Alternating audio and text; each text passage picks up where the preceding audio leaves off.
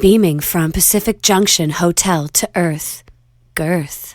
No, I've been interviewed on the radio before, and I always... I'm just adjusting. Keep talking. Yeah. I always feel like I sound different than I want to. You know what I mean? It's really hard to represent yourself well. Sometimes. But, like, just even to articulate your ideas and stuff, or? Sometimes, yeah. Sometimes it's a problem of articulation, and other times it's just like... When I was super young, especially, it was really hard to not just be either like too excited and then not able to think straight, or you know what I mean? Yeah. Just like silly kind of letting nerves get in the way of things. And are you still nervy now though, right? Yeah, I mean, I think that it gets better. I don't know if it goes away. I think for some people it does, and for other people maybe not. I don't know. I'll let you know in 50 years. Okay, we'll do another interview in like 50 years. Yeah, perfect. But are you get nervy like when you have an opening, like you have one on September 11th, right? So. Oh, it's on the 10th. I think it's the 10th. 10th, yeah. So do you get nervy for that? Yeah, I get nerves. I mean, I definitely less than before. But no, there's always a certain amount of nerves because the opening is. I mean, this time it's a bit different because I'm from here. I'm from Toronto, but I haven't been living here for a few years, and so I'm nervous, but I'm super excited because I'm going to see a lot of people who I really love.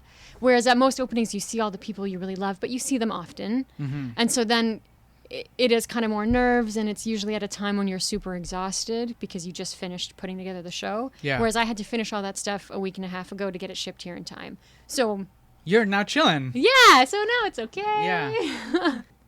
Is the nerves also just how the work is going to be received? Or is that, like, it's just more... No, yeah, of course that factors into it. Like, I want... I really like the work, and so I hope that that other people will understand something about it that they can at least find interesting, or other people will like it. But it's not... It's more like there are particular people. I have particular friends who have played maybe, like, a mentor role, or... whose work I really like. So it's like, if those 5 people like it, that's awesome.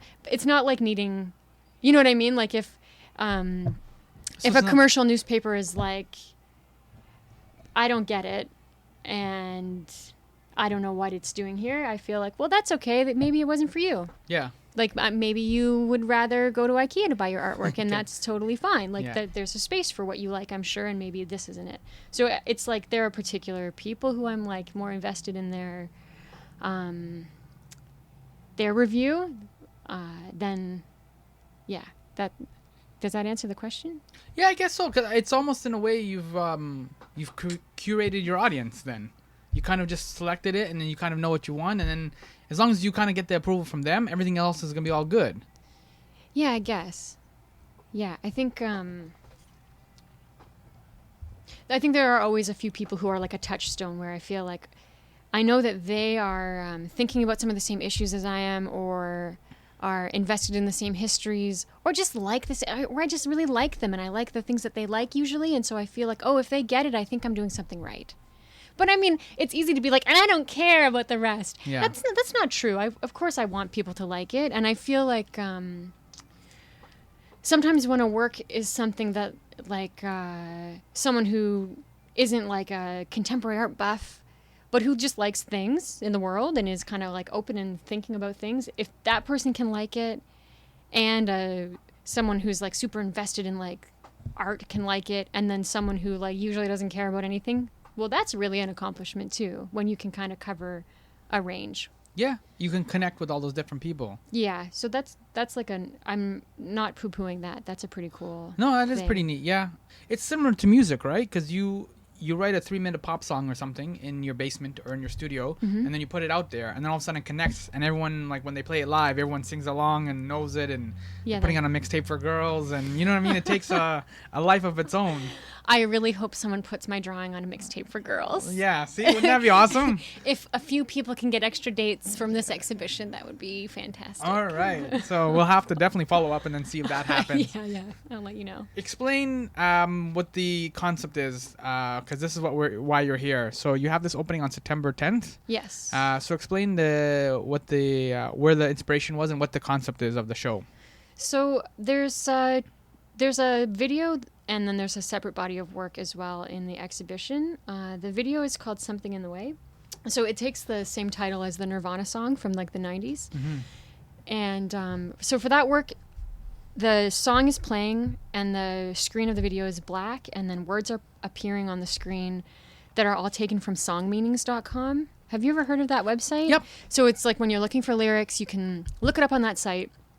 And then in the comments, there's this huge thread of like what the song really means. And so it's all these intense Nirvana fans being like, the song is about when he lived under a bridge. And then other fans being like, that's common folklore. He never lived under a bridge. Right. But at the same time, they're trying to decode what the song is about. So there's a line in the song that says, and the animals I've caught have all become my friends. And it's like, that means that he's like whatever, right? So like it's like, oh, the something or other is like a Titan tourniquet, or they're like decoding what it is. And so you're reading this as the song is playing and as he's singing those words. And so sometimes it's people seriously, I mean, all of the text are people seriously trying to decode what he's saying and what he's doing in that song. And then some of the text is also people arguing with each other because they know the real Nirvana. Correct. And what's going on. They're the number one fan. Yeah. But part of the impetus behind that work is it reminds me very much of the way that we try to decode artwork. Like when you're a student in school, you have to have critiques. And so you and your peers will talk about a work and like how to decode what it is and what it's about and what it's doing and if it's working or not. And then like, especially when you go out into the world, you see work and you try to do that. And when you're in a group of peers who are also doing that, it doesn't feel as silly. But if you were to tape it and play it, it's really silly the way that we try to make meaning of anything. Yeah. And so I feel like music is one instance of that and work is another. And so it's just kind of like playing with that. But it's just like the example I just used a few minutes ago. Somebody will write a pop song for 3 minutes and put it out there, and then somebody will put it on a mixtape for a girl, or like they'll attach some sort of significance to it, and sometimes it's completely like way off. Yeah, and it's funny. That's the other thing. A lot of I think it's really funny. I think the video is really funny, and a lot of the things that people are saying are really, really funny. Because I think people are really funny. Yeah. And that's kind of, for me, that's one of the threads between those two bodies of work. So the second body of work is called Synopsis, and I think it's also pretty funny. It made me chuckle. There's a couple of them. Did it? Yeah. Yeah, they're really... so it's similar in a lot of ways. So this is another work that works with found text from online source. So you know the IMDb, Correct. which is the Internet Movie Database. There you go, yeah. And it's one of like the most popular online film databases if you just need a little bit of like biographical info or whatever. But there's also this section where you click, what is it called? It's Parental like advisory. Yeah, and so it's a user-generated parental advisory. So anyone can add to it, and many people do. And I started noticing years ago that the user-generated advisory was really funny, and it would create these really funny vignettes of these films. But unintentionally funny. Yeah. People are really serious. They're trying to tell you how to keep your kids safe. Right. But then there'll be things that are like, the word gay used meant to be happy. Yeah. Like, don't worry, they meant happy, but that word is in there. Yeah. FY. And so it's really funny, but it also is very telling about the culture in which it was made. Yeah. Like you can really feel something about the hang-ups of North America by what's listed and what's not, or how it's listed and how it isn't. But it's also very, very funny. You had one, I can't remember which film it was, but one was like, there's like a naked statue. Yes. Right? And Yeah. it's like, it's a statue. It's fine. It's not, Totally doesn't count fine. as nudity. That's I know our it might guess. be a wang or a boob, but it's like, it was like, it's fine. You know what I mean? You're not going to get corrupted. You're not going to like start buying Hustler or like.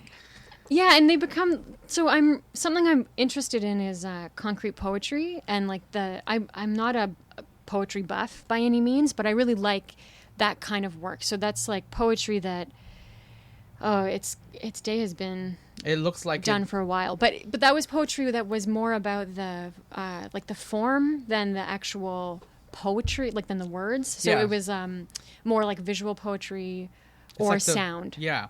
And so I feel like this sort of is taking off of that, where I thought of it when I was first making the texts as a kind of poetry, but where it wasn't the act of being poetic with language that was as important as something else. Yeah, so I actually did a book of synopses. That was when I was a grad student. I just finished my grad work Yo, 2 years ago. High five. But I still feel like just. Yeah. Anyway, the It's project. back to school sales now. Oh my goodness, the lines are nuts. Yeah. Anyways, yes, but I finished the book synopsis for that grad degree. Just as I was finishing the book, and then I did a Kickstarter campaign when I graduated to actually publish it and print it and everything, which worked and was really great. And so the book has 55 synopses, and then I did 10 of them for the exhibition that's on the 10th at No Foundation.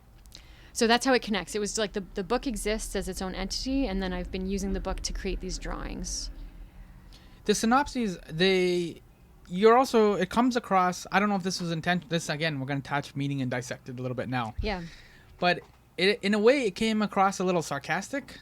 Is that how you were intending it? Because that's how I kind of interpret it a little bit. Like, you're kind of like almost not making fun. What's a more gentler way to put it? But you realize the absurdity.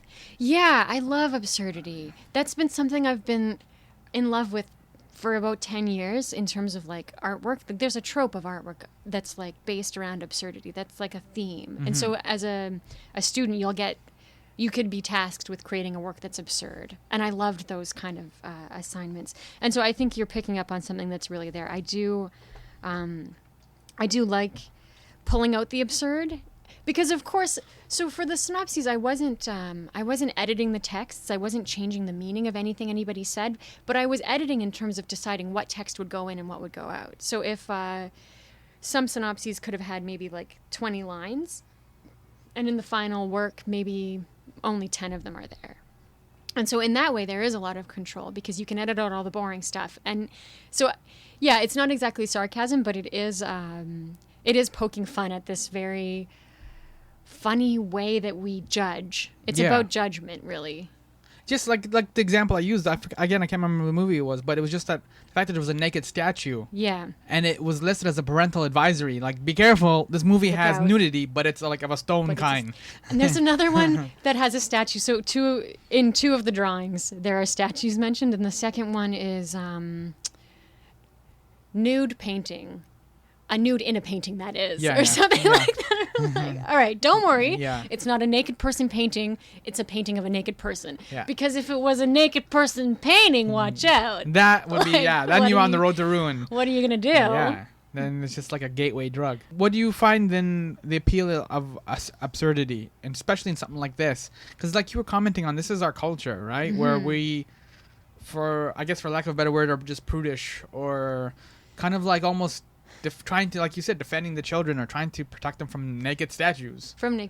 Well, so that's the thing, right? I feel like I don't want to poke too much fun, because there is, like, I can understand that some people want to be particular about what they watch, or eliminate like certain things. Like if you have a 5-year-old, maybe you want to know about, because some of the stuff in the advisory is like, there's a lot of swears, and or like I get it, right? Like I get the practical application of it, but it is just, I think of it as this like wiki-esque PTA meeting on the internet. That's like a great way to put it. It goes to a friend of mine. I can't take credit for that. A good friend of mine described it like that to me once, and I thought that was the perfect nugget of how to synthesize what it is, because it takes out all of the like real. It doesn't seem like super genuine concern, right? Like if you want to know, watch the movie before you show it to your kid, or go on a hike with them instead of only sitting them in front of the TV. I don't know. I mean, even just the idea of banning certain things. Yes, I understand there's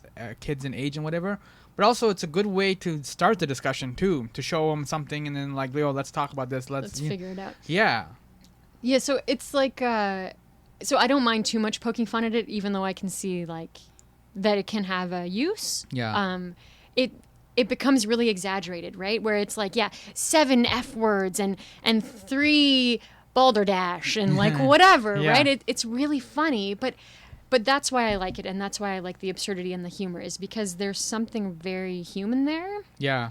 And that's something I'm really interested in right now, is the way that humor works. And so I think that humor is something that, okay, humor doesn't translate, right? If I if I translate my jokes into German or Italian or some other language, they don't work anymore. Right.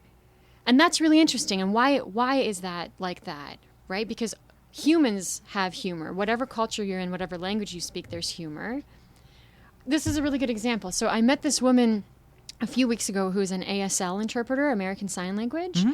And she was telling me that when you see a deaf person being signed to and the hearing person makes a joke and the interpreter signs to them, they're signing, that's a hearing joke, just laugh, instead of signing the joke. Oh, really? Because jokes don't translate. And so it would take too long to explain both the joke that the hearing person made as well as the context in which that joke functions. Yeah.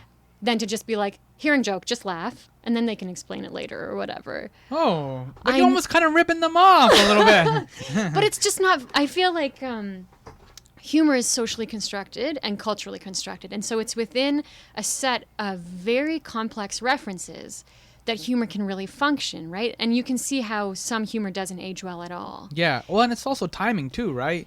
Because somebody will say something unintentional, and if you can jump on it. Yeah. Yeah, and so there are all these nuances that are a way of... it's like a way of getting to pretend to be a sociologist a little bit without having to have that job. Of just getting to, like, look at that and think about that. And so this is a way of, like... Let's look at this, like, alarmist kind of culture that we have in a way without being...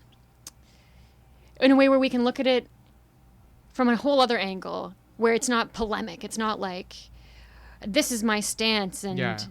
You know what I mean? It kind of opens it up instead of closing it down at the start. Exactly, yeah. Because you're taking away because the main issue and the reason that they write it, like you said, is that they're worried that people are going to see this naked statue or this naked painting, and then it'll just go downhill or whatever. So you're taking away the pressure off of that almost, and then more the actual culture itself. But also, I think the people who are really going online and filling out the advisory are like a special subset of the population. Yeah. I don't think that it's simply like concerned citizens. I think it's also people who are like have an agenda or who have a lot of time on their hands.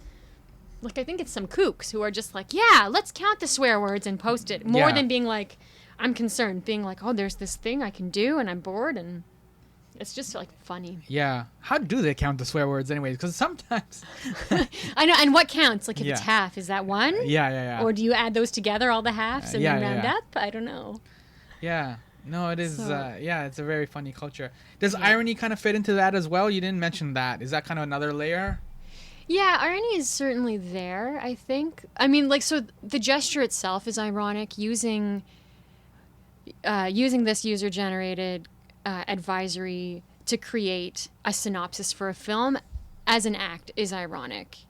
And I always liked irony because it's like a way of duplicating meaning, right? So as soon as you're taking an ironic stance, maybe not as soon as, but once you're taking an ironic stance, you're able to kind of open up potential ways of interpreting something. And that always seems at least potentially productive and kind of interesting. But it's also just fun. It is fun, yeah. You know? It's pretty fun. Mm-hmm. Yeah. This gallery is on Queen Street, the Catherine... So it's Catherine Mulheron, but it's her project space called No Foundation. So there are two spaces. So she has Catherine Mulheron projects, and just a few doors down is No Foundation. They're on Queen West near Dover Court, I think. And you've exhibited in her gallery before, right? Or? It's not true, no. I've never shown with Catherine before. My last work in Toronto was... I did a billboard for Mercer Union that was up last fall, so about a year ago. And Mercer Union is one of the artist-run centers. So in Canada, we're really lucky because we have a very strong artist-run center culture, and what that means is those are galleries where things aren't for sale, where the board of directors are usually practicing artists, and it's an experimental space. So people can test out things without having to think about the bottom line or money. Mm-hmm. And a lot of really amazing artists start by having exhibitions in artist-run centers. Like, they're very supportive for the whole Canadian art economy, I would say. Anyway, so Mercer Union is one of the artist-run centers I like very much here in Toronto, and it's the first time I had anything real with them, and so that was really exciting, and that was last fall. But I haven't shown with Catherine before. I'm really excited to work with her. How did you get hooked up with her in that gallery, in that space? It's kind of a crazy story, actually. So I just knew Catherine, like, socially, and not super well, but well enough. Like, we're just both part of the same community, and she had we're Facebook friends, and so she had posted on Facebook one day last winter, "I've got an opening at No Foundation. Send me a proposal if you have one. Today only." And so I had been working on the Something in the Way video, and I had a rough cut on Vimeo that I had been sending to friends for feedback. And so I sent her that video and a few snapshots of sketches for the drawings and said, I'm working on these 2 projects. I think they go really well together. Let me know if you're interested. And that's how it worked, was like a Facebook posting. It's very modern. It's very modern. Yeah. Yeah, I think it's unusual. Like, I like it. It's a very and I think I'm still getting to know Catherine, but I think that's very much how she is. It's just like she made a decision. She was gonna be like, let's see what happens here, today only. So it's like decisive, efficient. Yeah. She seems she knows what she wants too, right? Like, kind of like she's looking for something a little bit fun or something a little bit more different. Yeah, her space. She represents a lot of really awesome artists. So at Catherine Mulheron Projects, she has a gallery here in Toronto, and she has a gallery in New York. And so she represents a whole bunch of different artists. Like, one is Dean Baldwin, who does everybody's really experimental, I would say. Yeah, and she's got a sense of fun in the people who are on her roster.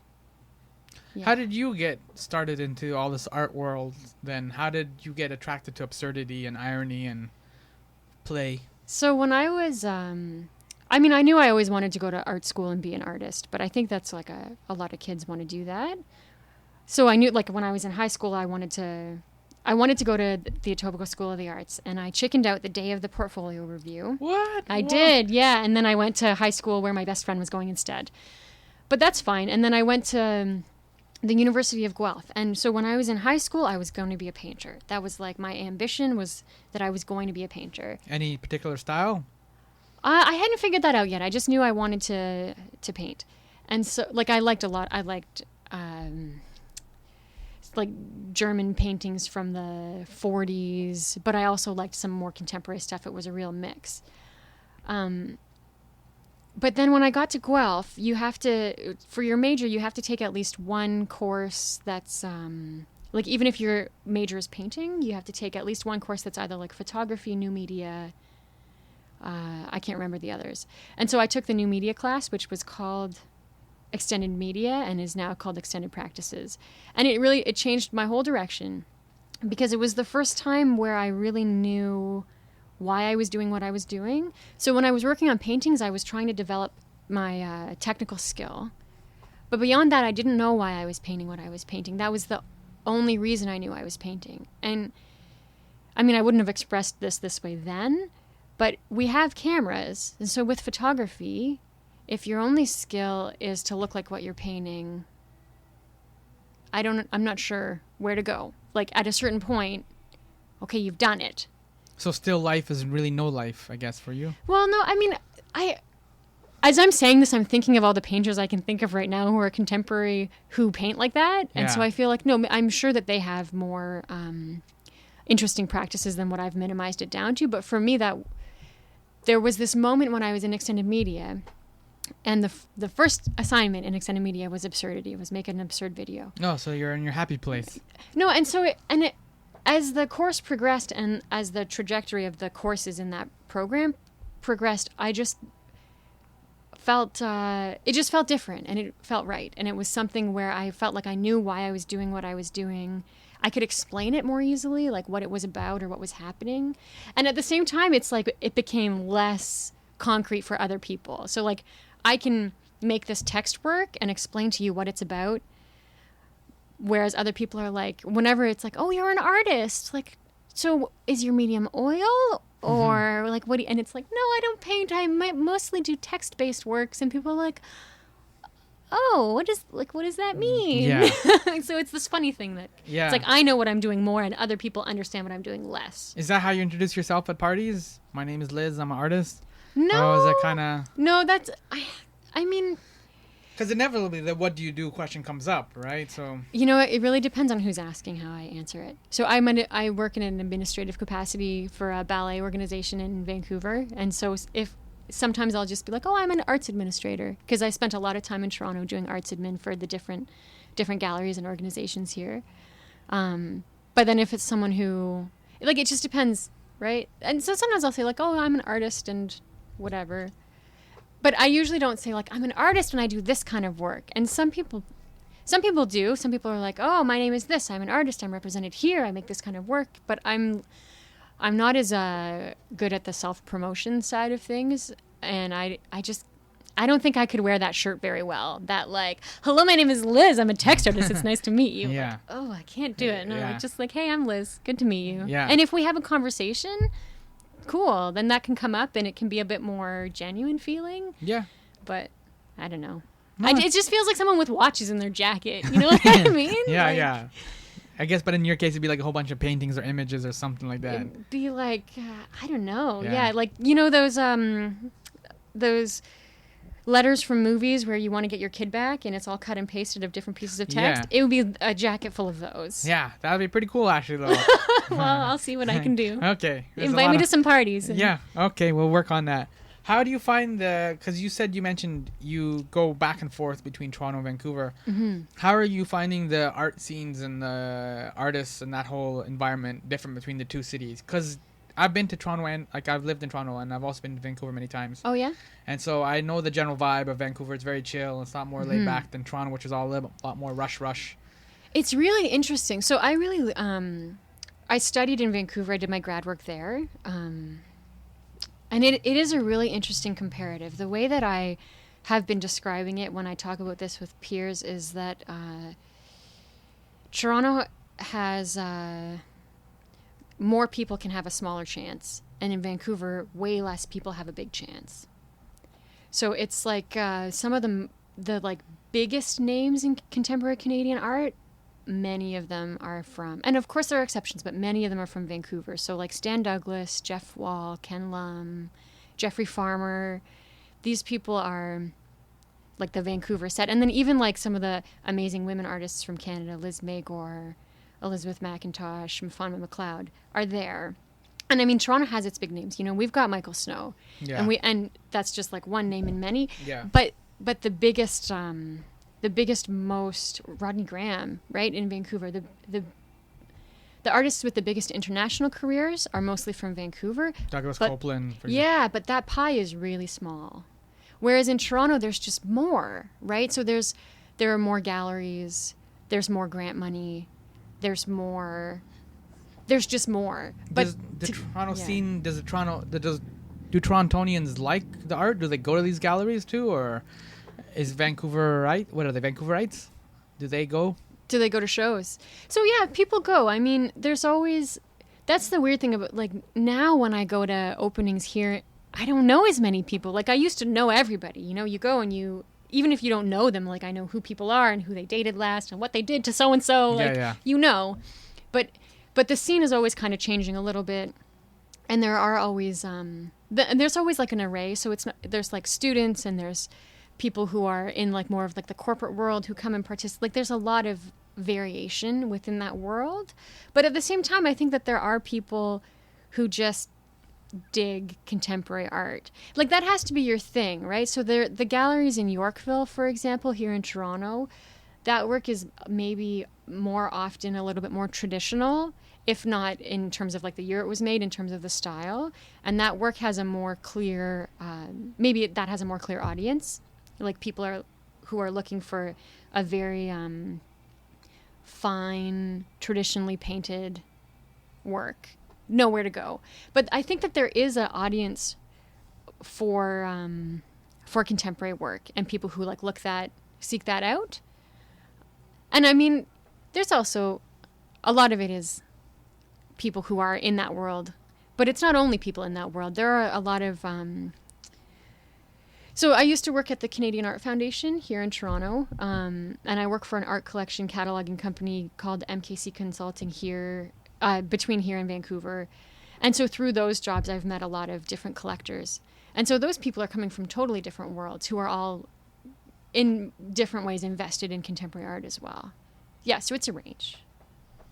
And going back to your beginning, and what was some of the artists and stuff that got you interested in art? Because you initially said you wanted to be a painter. I did want to be a painter. I loved Kirchner when I was in high school.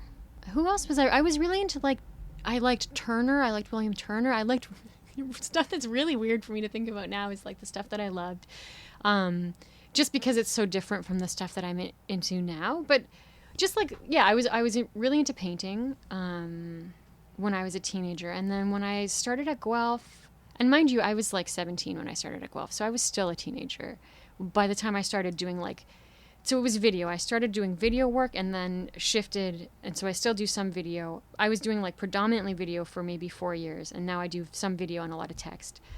But that was who was I really into? I loved Sophie Calle. I loved Gillian Wearing. So Sophie Calle is someone who I loved work from the 70s, all of the conceptualists from the 70s, Robert Barry and Douglas Hubler.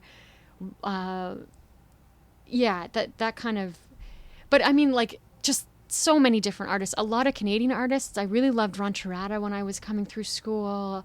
I was really into Rodney Graham when I was coming through school. There was a whole lot of work that I was learning about and was a bit of a sponge. But so Sophie Calle is amazing. She's an artist from France, and she, she had a work at the Venice Biennale a few years ago called, I think, Take Care of Yourself.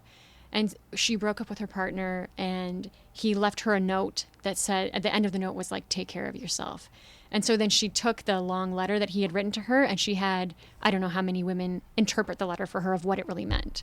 And so the work is all these video screens of all these different people interpreting her breakup letter.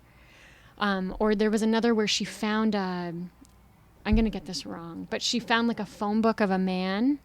And so she called all of his friends in the phone book to ask them about him, and then she constructed a portrait from what she learned about him. So that was kind of my formative art training with stuff like that.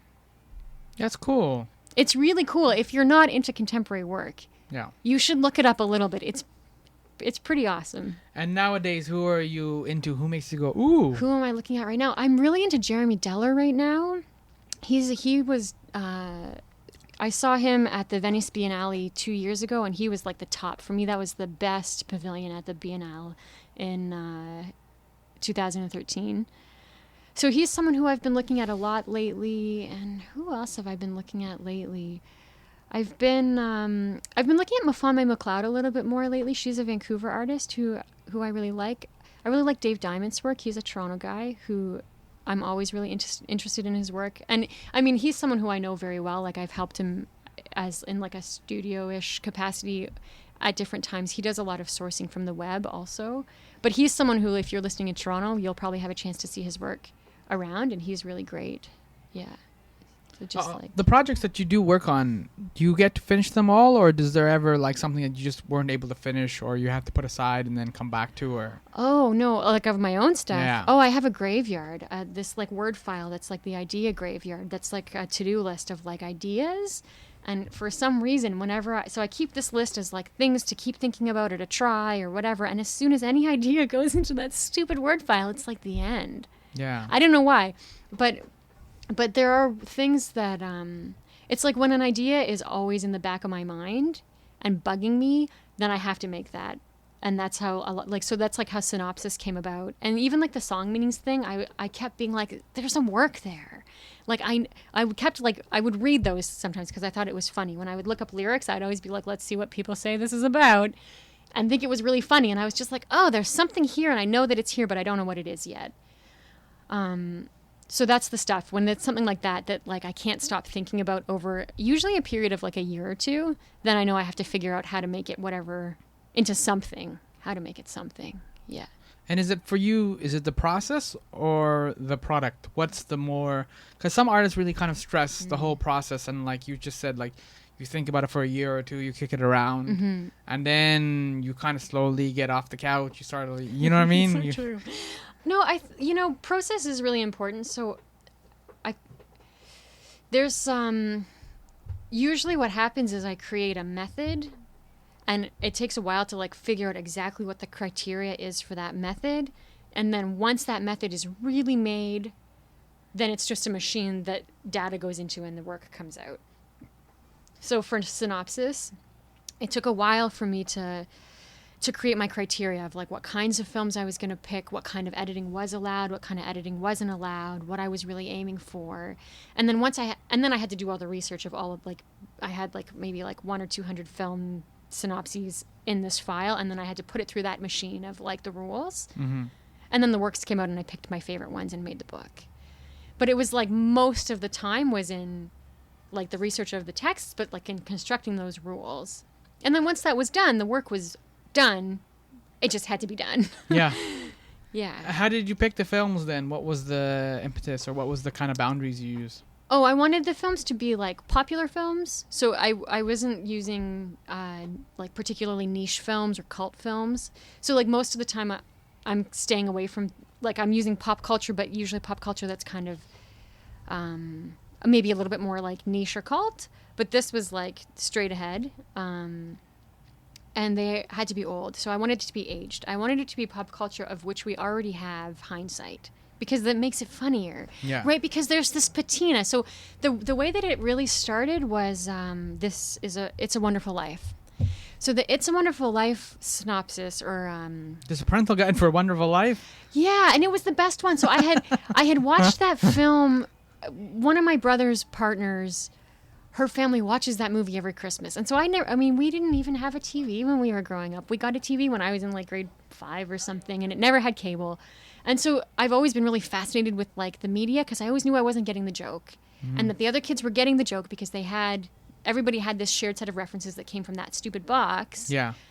And so then, anyways, that's like a bit of a side preamble. So then we watched this film, but I never grew up watching stuff like that, so it was so boring. Yeah. My God, it wasn't like what. But I get it. I totally get like that's your tradition and you watch it and you love it.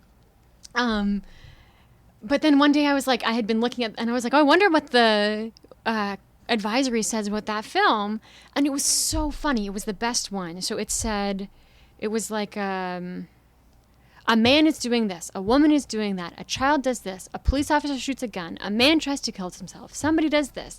But it was just like a man, a woman, a child, a this, a that. And this kind of staccato tone that was created by that kind of description was perfect. And so that was that was the thing that made it like, oh, that's how I can do it. Just make it kind of staccato like that. If they're short lines, if they're expressive in that way, it's so funny, and it's so absurd too, because It's a Wonderful Life. It's so benign. Yeah, and so that was a really that was the one that made it like, oh, I get it. And so then I was, one of the rules of things I like allowed myself was, if someone had written James Dean does whatever, Yeah. I could change it to a less specific pronoun, so I could say a man or a boy. Because it's too distracting when it says, like, Betty Davis lights a cigarette. Yeah. It's like, no, the Broadway star lights a cigarette. Or whatever. That makes sense. Yeah. It's strange, though, you said, like, you didn't have TV for a little while and you didn't have those set of references. Because you do, like, you just mentioned the Nirvana, you mentioned the contemporary movies. You had the I Learned My History from The Simpsons. Yes. The Bus Billboard. Mm-hmm. There is quite a bit of pop culture now. And references. Is that kind of, are you trying to play catch up, or are you kind of now... Are you still outside looking in a little bit at this kind of, almost like the ASL? You know what I mean? Like, are you like ASLing the pop culture? No, I'd love to say I'm on the outside looking in. I don't think that that's true anymore. Like, I do feel, but there is this weird gap. So like a lot of the references that people have from when they were kids, like I never watched those kids shows. I'm aware of some of them or different stuff. I think that that's where the fascination really started. And so now I like mine that territory a lot, and I think that maybe it allows me to see humor in a lot of that stuff really quickly, because it's like maybe I'm like new to, it's a culture that I've been a part of for a long time, but I'm still a newcomer in, or something. Like, yeah, it's almost like a Rosetta Stone, right? Because a lot of pop culture, you need to, like you said, you need to understand the references and like to get the jokes. Yeah, and when to drop them and when is appropriate and those kind of things. Yeah. And but there's so many now because of the way that the internet is and everything like that. Everyone's watching different shows. Everyone's watching, so the language is starting to spread. Yeah, and it's really interesting, right? Because what I would have guessed would happen at this point, where it's like the method of distribution has been democratized. So if you're a little kid in rural Ontario, you can still access music that would have been impossible to access in the 80s. You would have had to come to the main city to see the show, to buy the record. Those shops would only exist here. Correct. Totally different now. Yeah. Super exciting. Woo!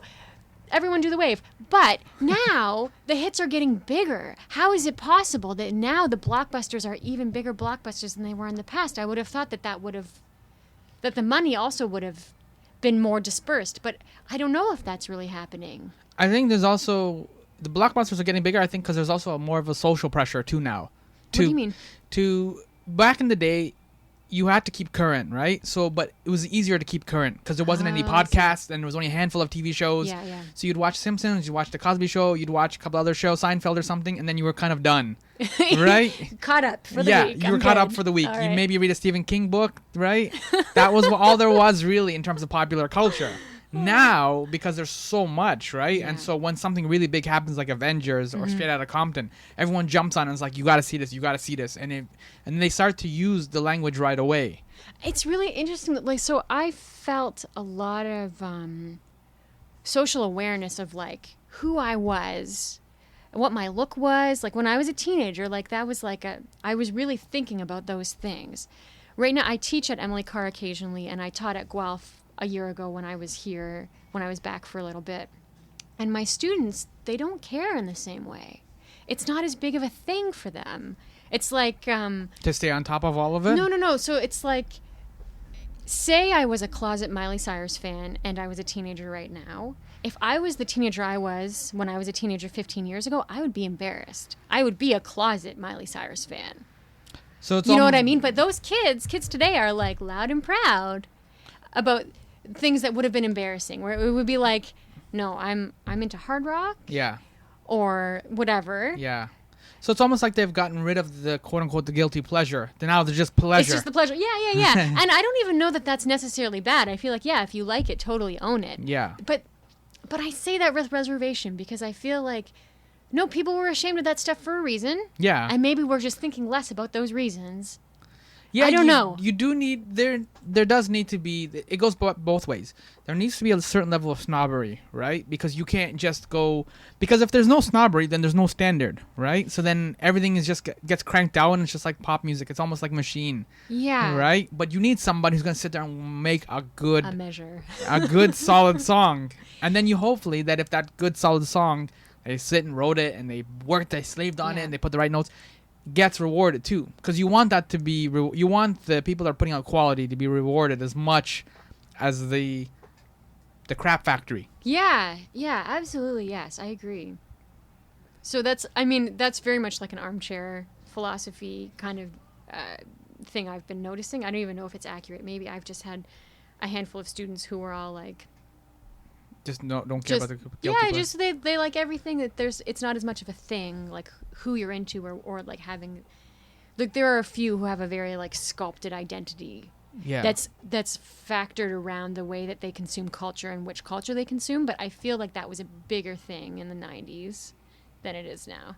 And the early 2000s. Yeah, I found for myself growing up a child of immigrant parents, so you get caught in this two world between the home country and then Canada. Mm-hmm. And then you're trying to like, so you have some stinky food, some stinky ethnic food, but then also at the same time you're trying like having pie and things like, you know what I mean? So you're stuck in this world, and pop culture made a lot more sense to me because I understood the language, I understood the rhythm, I understood the fashion, and I'm like, I could leave both of those cultures behind and now I could adopt this, and it made sense. Oh, that's really cool. I never thought about culture that way, but that's as like a thing that you can just become a part of, and it can be your home in a way. Yeah, all I had to do was like watch Simpsons, watch Seinfeld, and like check off the list. Right, and then go through these bands and things like that, and it's like, all right, I know it, so and I can drop these references and like, and participate in the culture. The entry was really low, right? There was no doorman or bouncer. Yeah. To participate in this culture, and then even doing what you're doing too, which is then on the flip side, which is then participating by creating some of the culture. Well, that's the cool thing, right? So along with, and I feel like everybody knows this at this point, but along with the method of distribution being democratized, so has creation. I don't have to tell you. You sound like someone who's really into music. Yeah. And so you know as well as anybody else that now you can cut a record more easily than you could have. You could do it no pants in your bedroom now. Yeah, right? Which is how I think every record is now cut. Unless Hopefully. I missed. Yeah.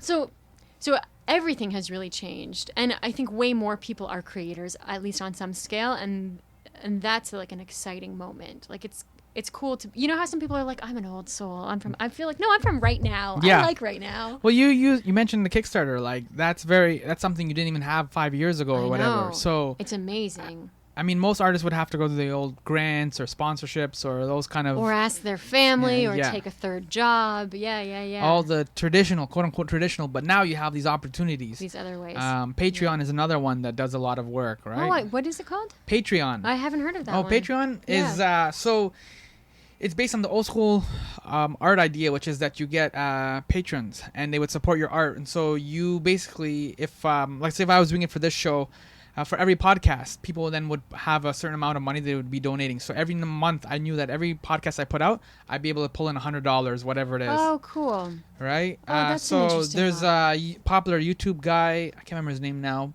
but he gets about $5,000 to $7,000 for every YouTube video that he drops because his patrons have committed. So somebody will put in like $10, another person put in $50, but it Yeah. adds up so that at the end, every time he drops one, he gets $5,000 to $7,000. And he doesn't put ads on those videos because he's being supported in another way. Is that Correct. true? Mm-hmm. Oh, that's good. Okay, so it's not like... Yeah, it's the old school. Again, just like the old, like Salvador Dali, he had 12 patrons, and so they would each get a month, and then they would get, the January guy would get to see everything that he did on February 1st, all he did in January, get to pick a piece, and then the rest Salvador Dali would have to sell and whatever. Oh, isn't that interesting? So I didn't it's- know that. Yeah, That's funny. so it's like the old school method, right? So Oh, just that's having cool. patrons.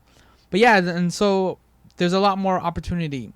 But then the question is then, are artists, maybe getting rich is not the right word, but are they able to make a living? I think that's the better phrase. Because it doesn't seem like you either like kind of poor and struggling or on your way up, or you've hit it like super big.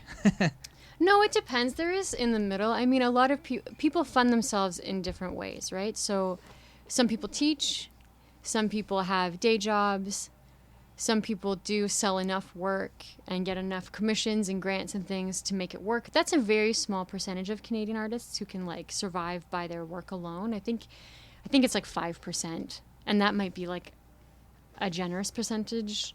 Maybe not. Maybe that's accurate, but most people have, so like I have a day job that's like 2.5 days a week. I have this day job, and every now and then I take a course on top, and then I make my work. And so it's like, yeah, I'm surviving, but not only from my artwork. I need that day job. You know what I mean? But at the same time, I mean, I'd rather do that. For me, that's a model that works. Yeah, so I don't know. I think that there's a lot, and some, it really depends on where you're coming from, right? Like some people have more or less family support. Like I feel I'm really lucky because my family are very like supportive in terms of, so my family are not, some people come from really wealthy families, and it makes it, I think, or in my imagination, it makes it very easy for them to like afford materials and shipping and all these things, but who knows what kind of support they get from their families. That wasn't my situation. We don't have like a ton of money, but I was never pushed towards a teacher's college like so many of my friends were. I was never told that I should like get a real job instead of just doing part-time in The this. plan B. Yeah, it was never like that. And I feel eternally grateful because in like my undergraduate degree, so many of my friends were being pushed towards advertising or teacher's college, especially by their families who were just like, okay, now you've done the art thing, you're in school for it, but now it's time to like get a real job. Yeah. I never had that. And I'm super grateful. That is nice and rare. Yeah, super rare. Yeah. But And so you mentioned at the top of the conversation that you have your group of 5 or a handful of people that you want to make sure that they're good and they're happy with your output. well, it's more like those are the opinions that if they were negative, it would hurt the most. Right. Yeah. So expanding from that, though, how are you defining success then when you have a new piece out or a new video out? Or how are you defining success? I mean, I think that Is that a bad question to ask? it's not a bad question. No, I think that there's I don't know how to. I feel like it's one of those pathetic answers. So I don't know how to explain. It's like when it doesn't work, when it's only mediocre, you can kind of feel it. So it's almost like a stand-up comic. Like if he makes a joke and nobody really laughs. Well, no, I think it's a little bit different than that. Well, no, maybe it's not different. I love stand-up comedy. It's like something I really love is comedians. So I feel like my imagination says that a comedian knows when a joke is good and the audience isn't getting it, and so he needs to improve something about his performance because that's a good joke, and when the joke just was bad. Yeah. And I feel like there's like the same thing. Like at this point, I know when an idea is actually good and just needs to be delivered better, but I can't tell you what the criteria is. Yeah, I can't give it to you. I can just feel the difference. So there are some works where I'm like, no, that was a super good work, and I hope that I show that work more because that's a really good work, even if it has never gotten very much attention. And then there are other works where it's like, oh, that got so much attention, and isn't that funny and ironic and like, oh, who knows? It's just life, because that's a work that's fine, but it's not my like best work. But that's the one that's getting the most hype or whatever. So it's just. Is that part of also the, I guess, what's the word I'm looking for? I guess the benefit of working in a digital medium, like you mentioned the Nirvana video, you can potentially keep digitally editing that for like forever, yeah, as long as or keep tinkering. Well, I don't know. I mean, for me, it's like, no, that work is done. Like I finished it, I cut it. It's going to be for sale at the gallery, and that edition is that version. That's the work, and I'll tinker on something else. But I think that for everybody that's different. Like maybe that's why I would have been a terrible painter. I don't know. But for me, it's sort of like you do it and it's done, and then if you need to do better, well then do a new project and do that better. You can let it go. Yeah. I think that it's like I think it's like that for writers also. Like for writers, I've heard writers talk about having like a deadline, and it's like you'll edit it forever unless there's a deadline. And if you have to hand it in, then it gets handed in and it's done. And I feel like the same thing. So it's like usually I have like a deadline for works that's something real, whether it's an exhibition or something. And for me, I'm able to like make that real in my like reality. That's like real and it's done. Next. Okay. I guess. So the gallery opening is September 10th? It's Thursday, yeah. Yeah, Thursday the 10th. Yeah. And there's two pieces. One is Synopsis, and the other one is Something in the Way. And that's the Nirvana video. Yes. And do you know when it goes to? I think I wrote it down. October 11th. Yeah, that's right. The 11th. So the 11th. So there'll be like day hours for the exhibition from September to October 11th. September 11 to October 11. Okay. And so thank you for coming in. You mentioned you like a lot of stand-up comics. Before who do you like? Who tickles your funny bone? So I like a lot of like so Jerry Seinfeld is like my first love. Yeah. You know, I was always still got it. Yeah, I think he's really great. I really like Seinfeld. I've been really into Louis C.K. even though he's like a bit intense sometimes. He's someone who what's her name? Amy Schumer. I just started watching a little bit of Amy Schumer, and she really made me laugh. I liked her a lot. And there's a woman named Amanda Bynes who was pretty funny too. There's this guy, and I can't remember his surname, but his first name is Norrie. He's really young. He's pretty green, but I feel like in a few years he's going to be really awesome. And I just can't remember his surname. And who else? I like some of the older comics too, like sets from like the 80s. Like George Carlin maybe, or? Sort of, yeah. Carlin is okay. I can't remember. There's this one guy who's so deadpan. Stephen Wright. Yeah, and he kind of makes me crazy. Like, I kind of hate him, but I still watch it sometimes, so I think that maybe I kind of like him, too. Yeah, he was the one who's like, my friend has a trophy wife. It wasn't first place. Yeah, it's just like I just want to kill myself when I listen to him, but I still do it, so there's something, Yeah. Cool. You think you ever will do some sort of way, like remix or mash up some bits of stand-up comedy or jokes? I've thought about a comedy karaoke. That's the closest I've come. Oh, that'd be pretty cool. But this is what's amazing about comedy karaoke, right? You'll ruin your career. I'm a white girl. If I get up and try to do Chris Rock jokes... Oh, yeah, that's true, yeah. That's the end of my life. Yeah, that's true. You know what I mean? It's funnier with, I think, a kind of gender politics. So, like, I could get up and do Louis C.K. Or something. I don't know. And then it would be, like, that would make him look more like a creep. Yeah. In a way. So I think, and that's what's so interesting, right? It's all about those power dynamics. It like is a way of opening up those power dynamics in a really funny way. But I haven't figured out how to make it work because as actual karaoke, it wouldn't work. But as an idea, I think it's awesome. It is a awesome idea. Is that in the graveyard too? Not yet. It's on its way. But it's not there yet. You got to work on that. Yeah. Well, thank you for visiting my Summer Lair. We covered the Kickstarter. We covered the new stuff, the art gallery coming up. We covered art, which In is general, pretty, yeah. Big hour. Big hour. Was there anything else we should have covered or anything you want to? No, I think that. Thanks, Sammy. It was fun to be here. Yeah, it was fun. So we'll have to have you back in, I think you said 50 years or so? Yes, 50 years. It's in my calendar. Okay, and then we'll see what happens. Thanks, Liz. Thanks.